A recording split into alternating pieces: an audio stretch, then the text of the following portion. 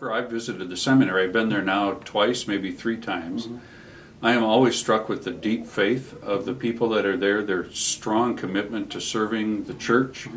And also then when we meet with Wilda, who is the one that directs the library at the seminary, she's reminded us too now for a number of years that the accreditation of the seminary is at jeopardy because they don't not only have the right volume of books, the right numbers of books, but they also don't have the right books. And that's part of what you're talking about is the students can't even find the right books that they need in order to prepare well to be pastors of the church. Yeah, that's true right now. Actually, that seminary is studying their postgraduate doctoral degrees in that school that requires actually adequate resources, especially books.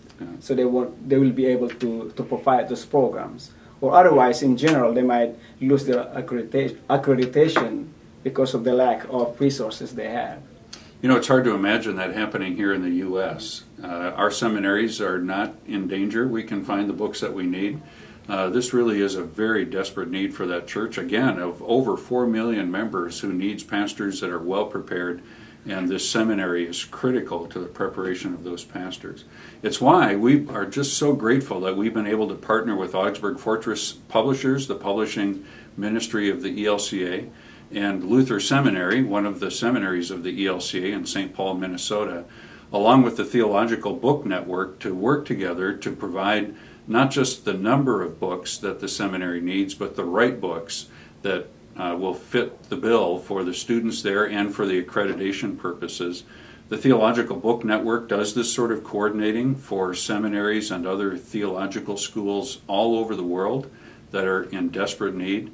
And it's exciting for us, I think, as the Indiana-Kentucky Synod, to be able to bring together Augsburg-Fortress, Luther Seminary, who will provide the books, and the Theological Book Network, which will provide the means of getting them there.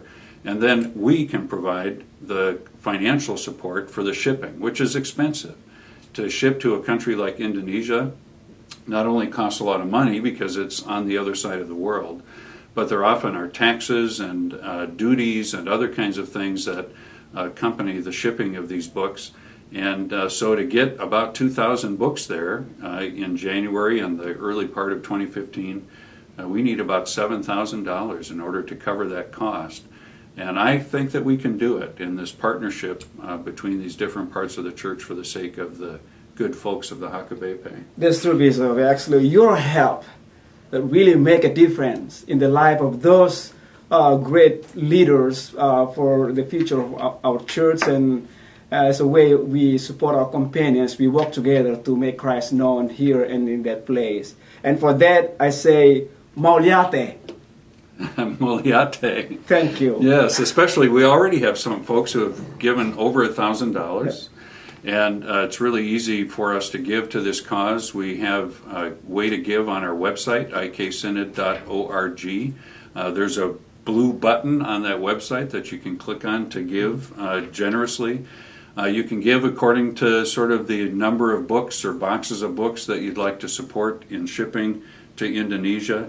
And it really will make a difference in people's lives. We are very grateful for your partnership, the partnership of Luther Seminary and the Theological Book Network and Augsburg-Fortress, and for our sisters and brothers of the Hakabepe, who, in the wonder of God's grace, brought to us Beeman Limbong to serve as one of the pastors in our synod, prepared at that seminary. So yes, thank you very much for your support. Did I hear you right to say thank you, Mauliate? Mauliate? See, I can do that.